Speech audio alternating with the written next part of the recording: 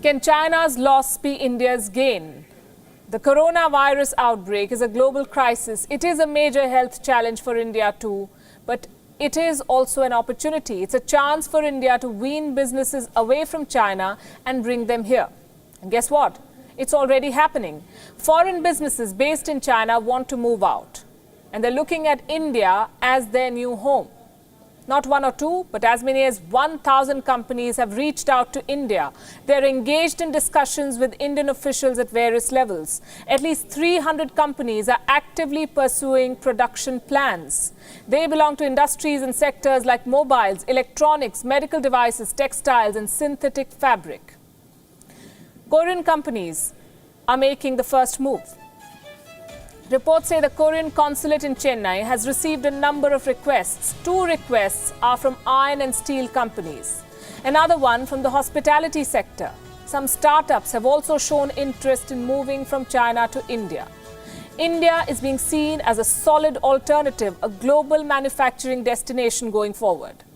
The coronavirus outbreak has exposed how lopsided the global supply chains are. Companies want to reduce their dependence on China now, and India is emerging as a viable option.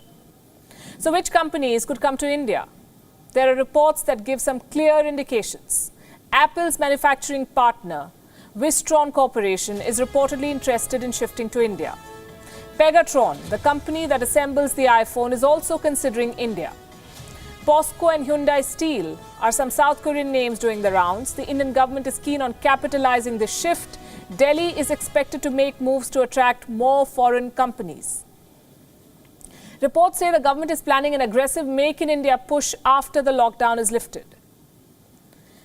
Indian Minister Nitin Gadkari has already given a signal. He has urged industry bodies to attract top companies from the US and the UK, backing the idea of more joint ventures and assuring the government support. This minister said that permissions will be given on a quote-unquote war footing. So what works in India's favor is the question. This has been in the making well before the pandemic, we can tell you. India became an attractive option after the cut in corporate taxes. This happened last year. The corporate tax was reduced to 25%. For new manufacturing firms, it is as low as 15%, 1-5. This is an attractive proposition, but this is not enough. Investors have hesitated to move to India in the past. They blame the changing policies. They blame the red tape in India. And India will have to overcome these challenges if it wants to attract businesses away from China. There is competition too. Vietnam, Malaysia, the Philippines and Indonesia, these are some of the other alternatives that companies are considering. India may need to do more to attract big investment, and India is reportedly willing to offer incentives to foreign businesses. The Prime Minister's office, Niti Aayog and other government agencies are working on a plan, and here is what it could look like. The Government of India plans to set up dedicated groups. They will directly engage with the firms that might want to diversify out of China. In fact, New Delhi is said to have already reached out to 100 companies. Incentives like capital expenditure benefits could be offered to companies looking to shift. But it's going to take some time for these companies to make up their minds. The coronavirus outbreak and the lockdowns have killed demand the world over. Major businesses, especially businesses to consumer companies, are practically shut.